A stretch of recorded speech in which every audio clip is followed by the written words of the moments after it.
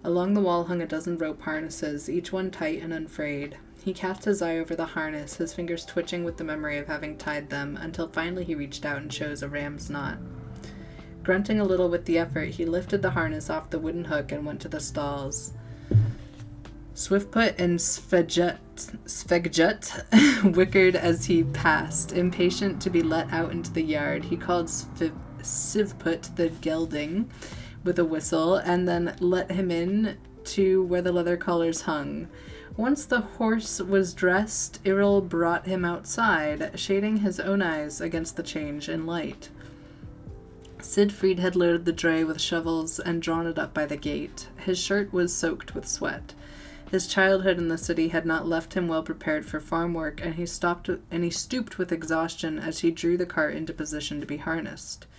"Where are we going?" he asked as he dumb-tied the tug of the horse's collar. Iril pointed down the road to the west and then gave the gelding a pat and tossed the halter over its neck. He leaned down to loosen the holdfast on the gate, then lifted it carefully and hung it on the fence post before leading the horse and dray forward with a tug of the harness rope.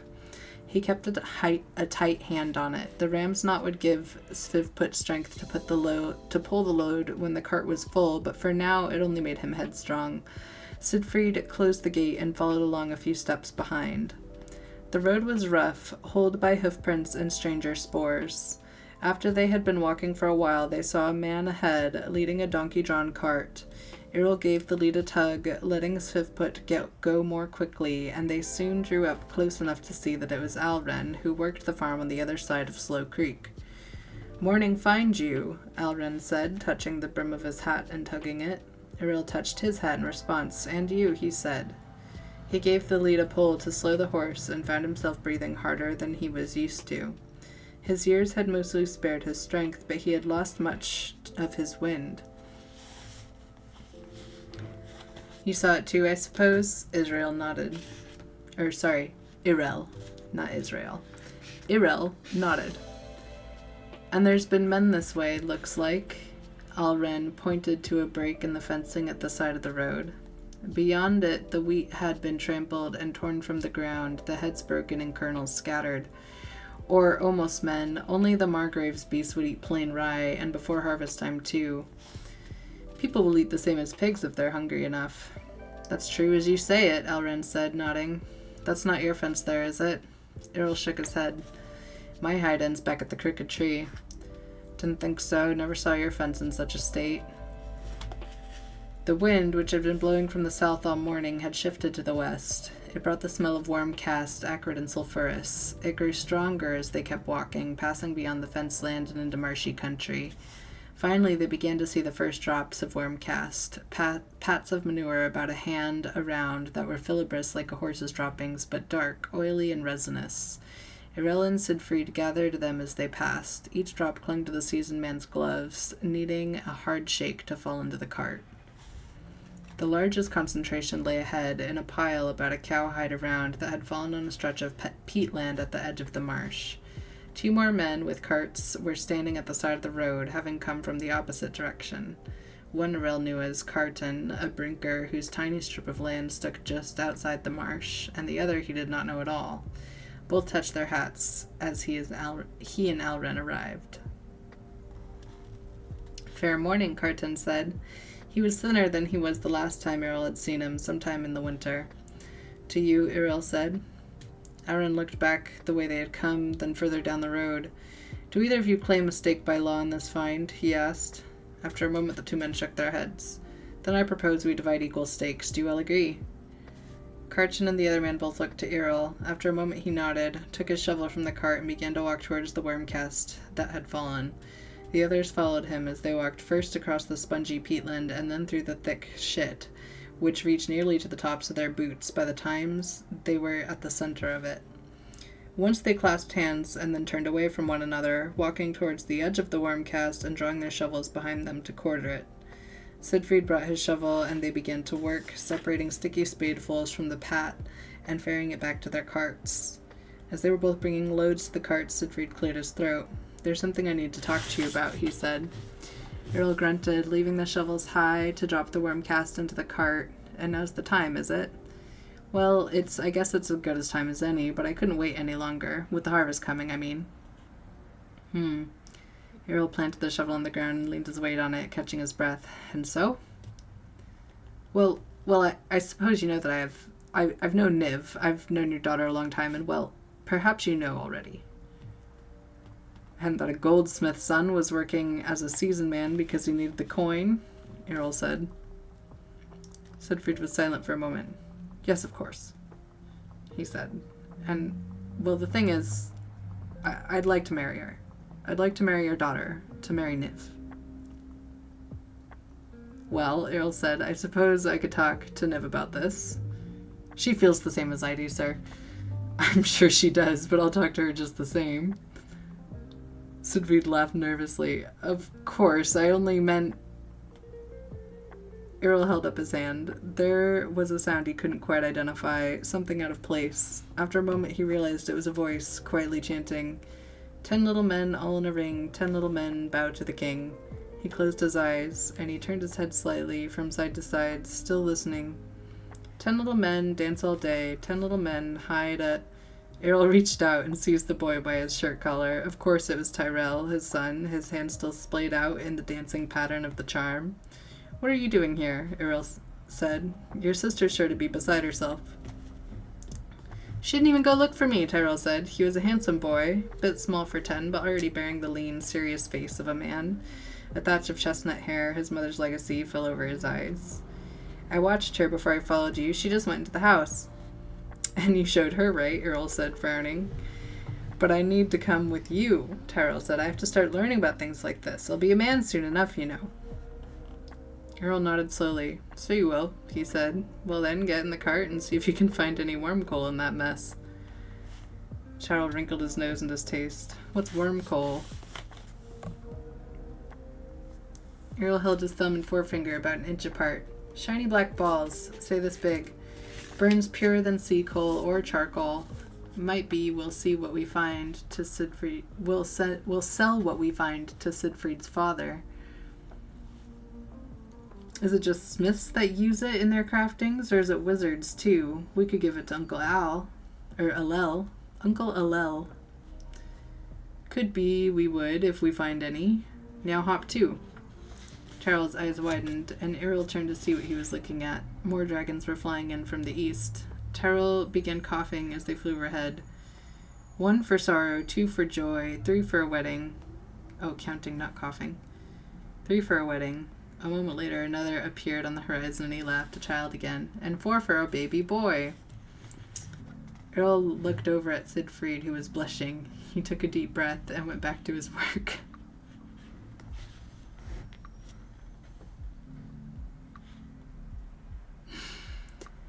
By the time they had gone back to the farm and finished shoveling the worm cast onto the dunghill, Niv had dinner ready. Errol kept his eyes on his plate as they ate the meal, dark bread, beet pickle, and cheese. Fetch me some rope and meet me on the afternoon porch, he said to Tyrell as he stood. He looked over at Siegfried. The young man was a careful distance from Niv, keeping the fire pit between them. There might be some trouble tonight. I need you to walk the fences today. Make sure they're all holding. Be sure you go sunwise, not widdershins. Siegfried nodded. And me? Niv asked. Hex signs need freshening, Errol said. You know where the paint is. He stepped out of the summer kitchen, then turned and went to the door that led into a storage room. He drew a rope-cutting knife from its drawer, then took 4 thunderstones from their boxes and went back through the long hall and out onto the afternoon porch. Tyrell was waiting for him there, sitting on a stool with a pile of rope at his feet. Errol settled into the empty stool across from him and put down the knife. That was quite a charm you did this morning, he said. Keep it up all the way to the marsh, and with 5 men there too. Kept it up all the way to the marsh, and with 5 men there too. It's just a children's charm, Tyrell said. He shrugged, but there was pride evident in his voice. He had always excelled at the craftings children did for mischief, making a leaf fly through the air or a thrown stick return to your hand. His hands were quick like his mother's had been, and he was able to hold his concentration much longer than any other boy his age.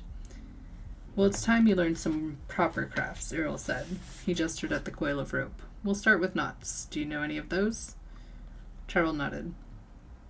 Niv taught me the one to stop a nosebleed with a red thread. Alright, let's see you do that one, but with a rope. Frowning, Tyrell picked up the knife and cut off an arm's length of rope.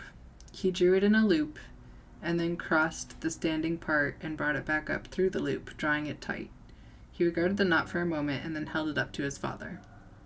That's the knot your sister taught you? Errol asked. Tyrell nodded. I think so. She only showed me once. And does it work? Sometimes. Maybe to stop a nosebleed, but it won't hold for much else. Untie that and let me show you a real knot.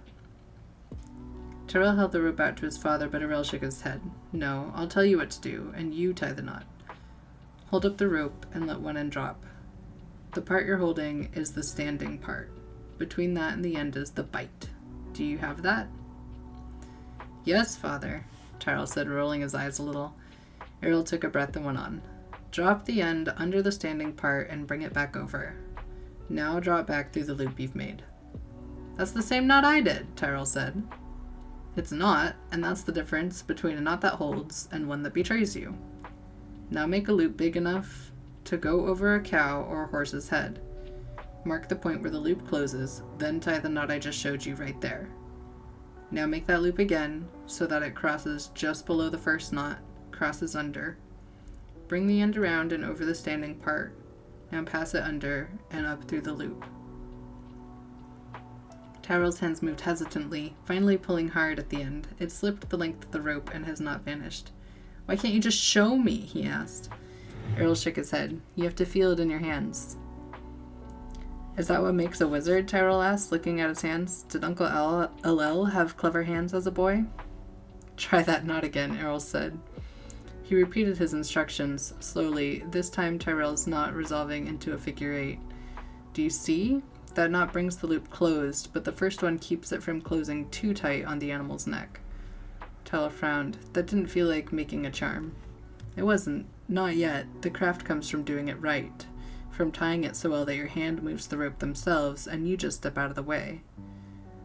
What will it do if I do it right? Errol reached out to touch the loop of rope his son had tied. That's the lamb's knot. It'll keep an animal gentle so long as it's around him. Oh, Tyrell said. What about the other knots? What do they do? There's no end to them, Errol said. There's clever knots that will slip under a thief's fingers or bite like a snake, and wise knots that know the hand that touches them before they loosen or hold.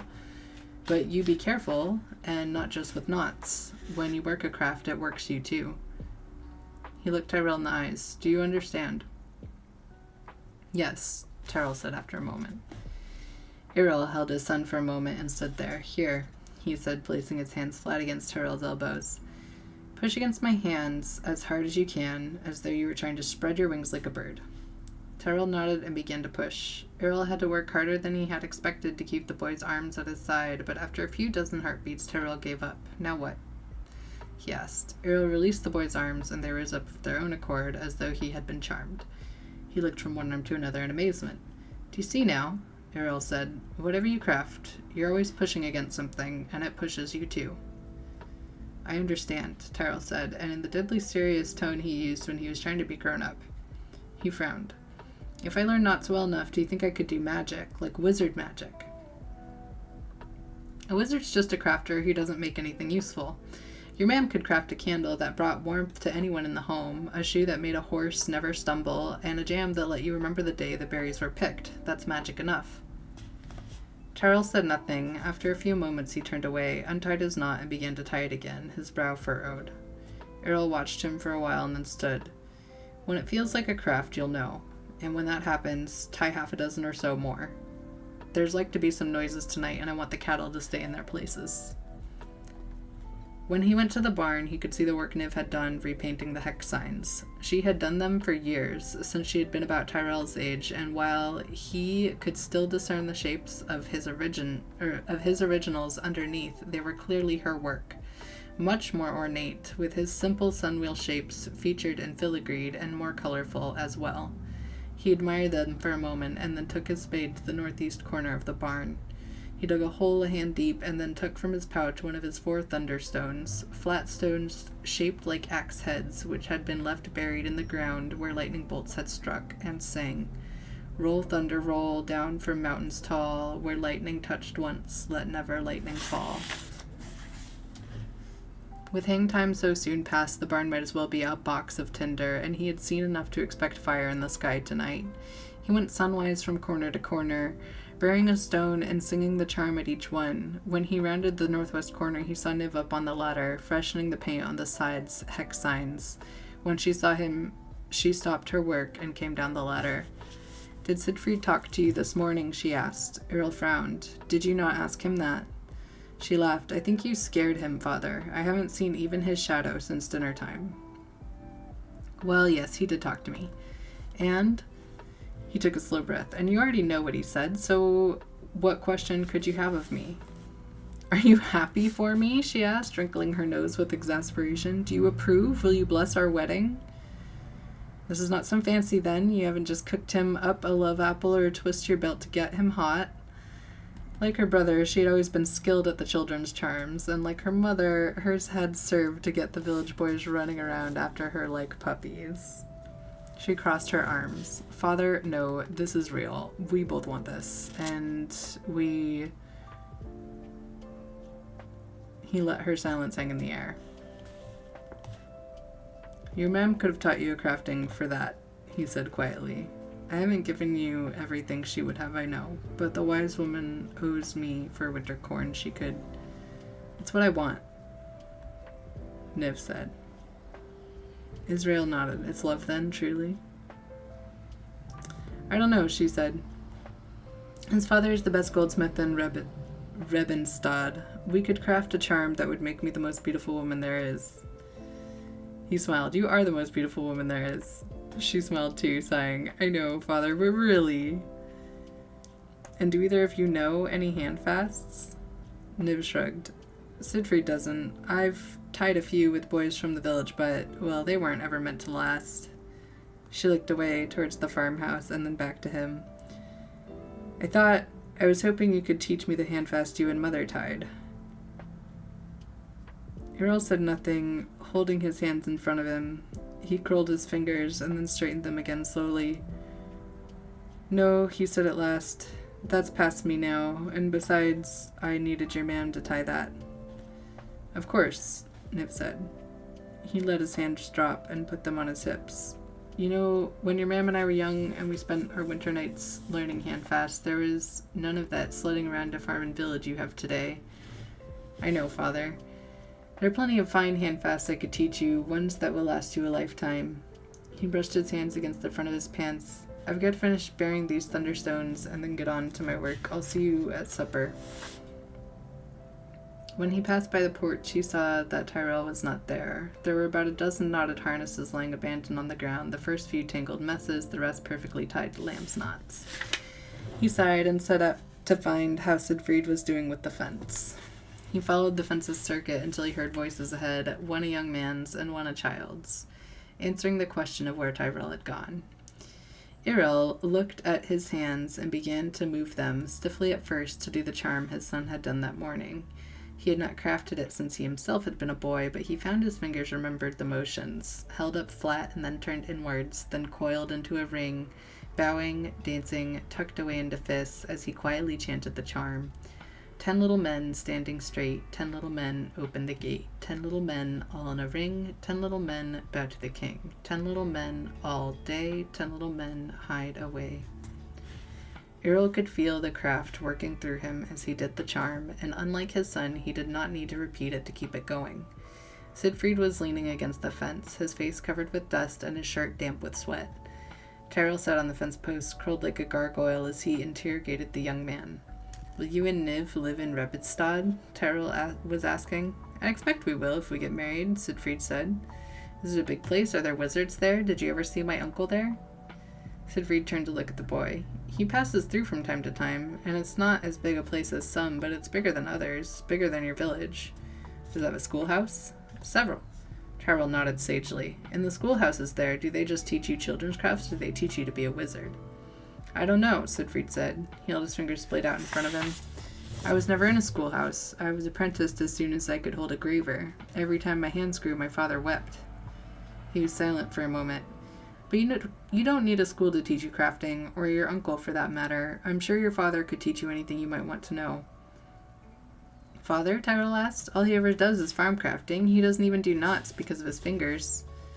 Maybe now, but he did a great one once, he and your mother, that is. Didn't you even notice how you've never short of water here, and how spring comes like a little sooner than all the other farms, and summer stays a little later?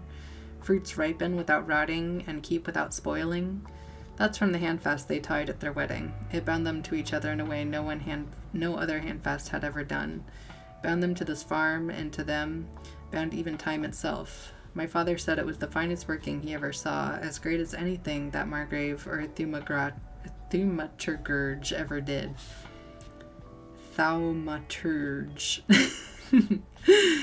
Is that why you want to marry my sister? Tyrell asked. To learn our magic? Siegfried was silent for a moment. No, I want to marry her because I love her. Tyrell jumped down from the fence post. I think that would be a good reason to marry somebody, he said.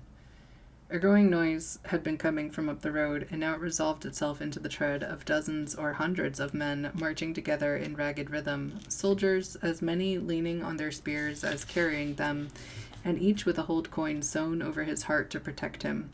Not the Margrave's things, Errol could see. These had to be the prince's men. Come back to the house, he called to Tyrell and Siegfried. I want to watch. Tyrell, to the house now. The boy threw him an angry look, and they began walking slowly towards the house. Errol kept his eyes on the prince's soldiers. They were not nearly so wild as the Margrave's beasts, but desperate men could do desperate things. Carton told me they're letting people shelter inside the walls at Rebitstad, Siegfried said quietly. We could be there by nightfall if we rode. I'll try the holdfast, Errol said. We'll be safe. Yes, I know, Siegfried said. I just thought, we'll be safe. Without another word, they went back to the farmhouse. Errol and Niv brought the animals back from the pastures into the barn, dropping the tally sticks into the pail to keep from counting the cattle too closely. Then it was time for supper. Errol sat on a bench facing his daughter, eating his bread and soup in silence, while Tyrell sat beside Siegfried, peppering the young man with questions. They sat around the small fire for a while after supper, while Niv did the dishes. Then it was time for Tyrell to go to bed. Errol opened the bed closet and crouched to tuck his son into the quilts, reciting the night charm. Touch your collar, touch your toes, never catch a fever. Touch your knee, touch your chin, never let the burglar in. Tyrell giggled with his father, tapped his chin, and then smiled sleepily. Do you think Uncle Elel will ever come see us here? He asked. I don't know, Errol said. He's a busy man. Could we go to visit him? It's not right, you know, that I've never seen my uncle, and I'm almost a man. Errol shook his head. I can't be traveling, you know that. I've the farm to care for, and in the winter the roads are no good. He took a breath. But you might, perhaps, now that you're almost a man, or perhaps he'll come to Rebitstad to see your sister when she marries, and you can see him then. Yeah, Tyrell said, his eyes half shut. Yes, I think so. Errol crouched there for a few moments more, listening to his son's breathing settle into the slow rhythm of sleep. Then he rose with some difficulty and went back out into the long hall. It was nearly dark, lit only by the embers of the small fire in the main room, and he did not know where Siegfried and Niv had gone. Sighing, he went out the main door and up the path to the gate. He took the previous night's holdfast from where he had hung it on the fence post and began to untie it. His clawed hand struggled with the knot, plucking at it and the fraying rope. Holding the end of the rope towards himself, he made an overhand loop, and then, his arm shaking, passed the end through it and up behind the standing part. He had made the base of the holdfast a sheep's tail knot, and the shaking in his arms was gone.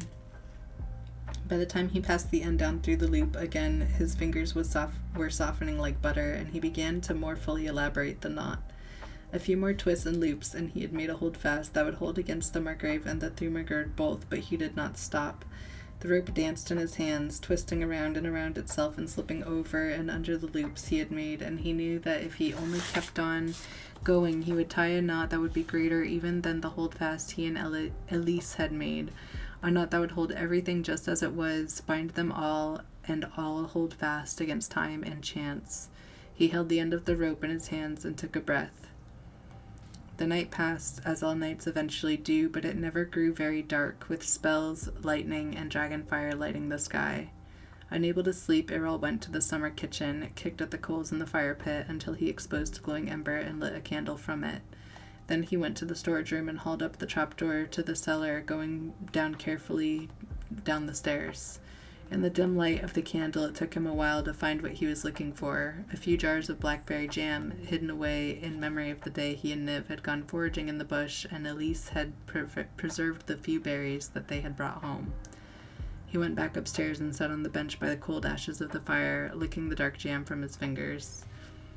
When true dawn finally arrived, he went outside and surveyed the farm. The barn was entirely intact, even the hex signs unmarked, and the stable door still held. He walked down the path to the gate and kneeled down to untie the holdfast, feeling the craft dissipate as he loosened the knot. "Morning find you!" Alren was coming down the road towards him, the front of his hat pulled down low to block out the morning sun. "And you?" Alren stood on the other side of the gate, his hands on his hips.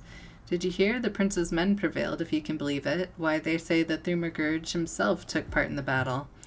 He tilted his hat upwards as the grin crossed his face. "The Margrave is overthrown."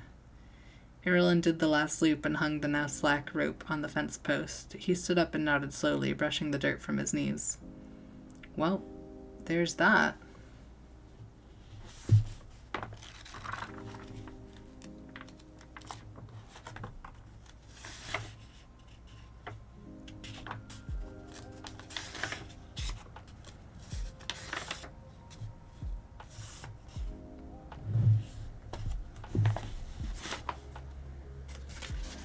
Isn't that so good? Oh my god. Yeah, no, my pronunciation is terrible. I felt the need to share.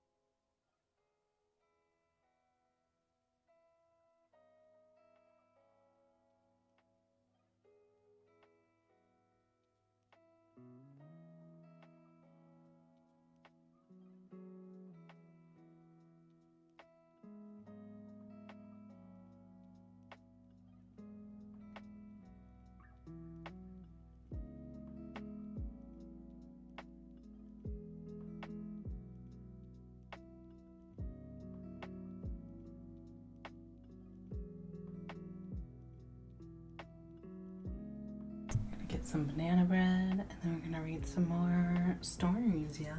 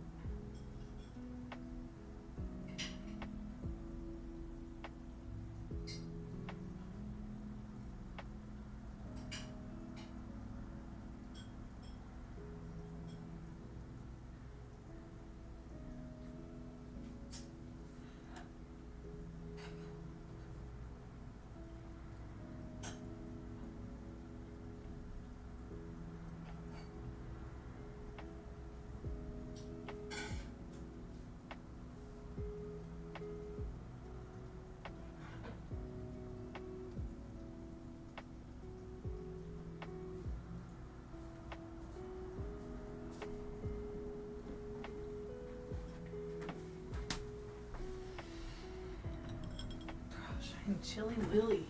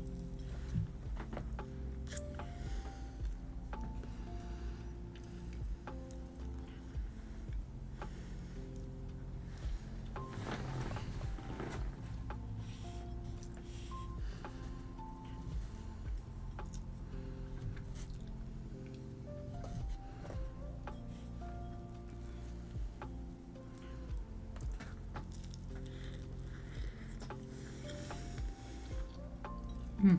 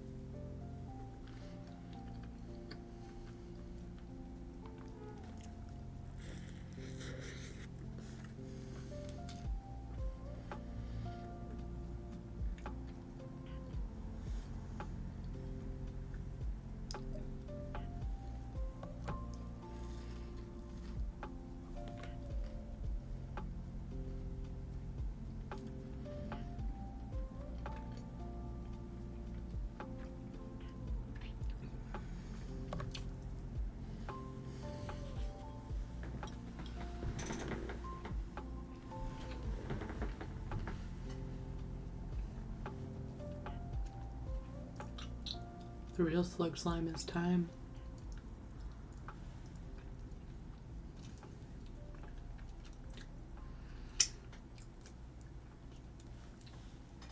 If You're Afraid of the Dark, Remember the Night Rainbow is an actual children's book and it's really good.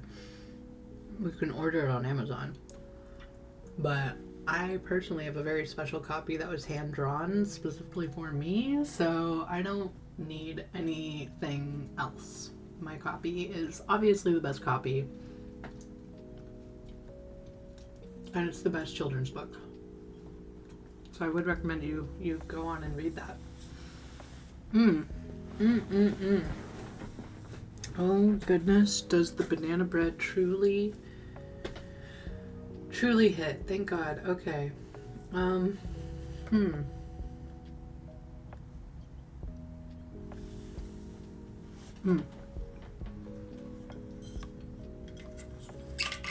God, that HOLDFAST one is so good, isn't it? And it's really just such a glorious example of language. I know I kept saying Israel instead of Irel, but you could see all the names had like, God, I don't know if I want to get into the linguistics of that story, but I'm sure you can do it without me. It's really cool though.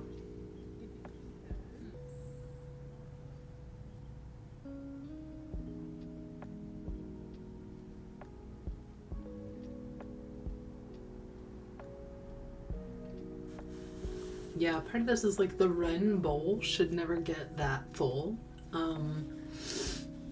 Especially not with expo markers. If I'm leaving expo markers in Ren bowls, I know things are just like wildly off the chain. And I don't actually know what Wrens do, or if they have a tendency to aggregate things the same way magpies do. You could call them like magpie nests instead. But I call them Wren bowls purely because The Riddle of the Wren is an adorable story, and for some reason those bowls remind me of that story. So, you know, read The Riddle of the Wren. It's really good. Yeah, W-R-E-N. Pretty much made myself an aficionado of anything that starts with a W.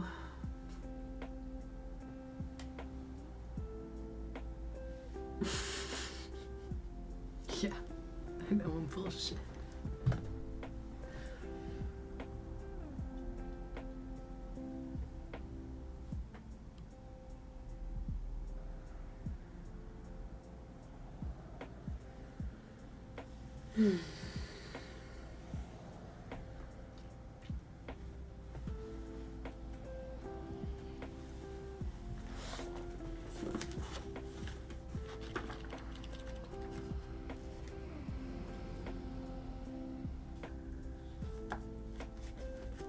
Okay, I think we're going to change up the order. The chronological order was important, but now I'm thinking that I'm sort of telling a story with the storytelling, and so it's changing, it's evolving.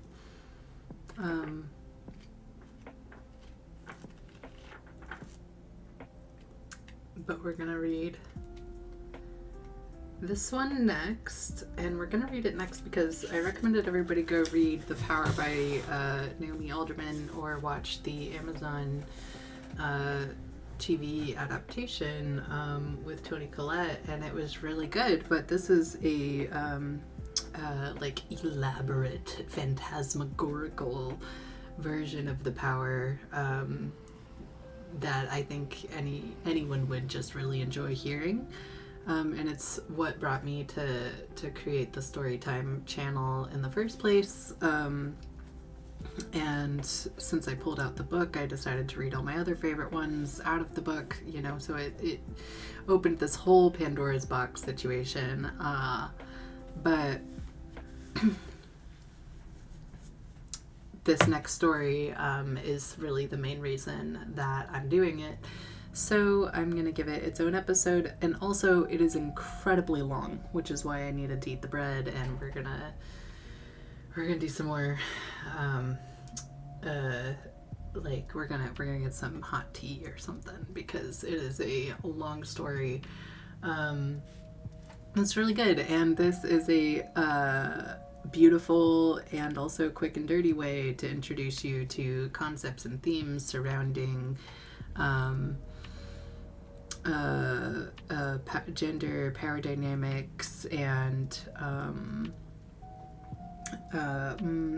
socio-political implications, but like in a fun way. And this is like it's a turning tables, topsy-turvy, switchy-toppy sort of thing. And that's SWITCHITAPI,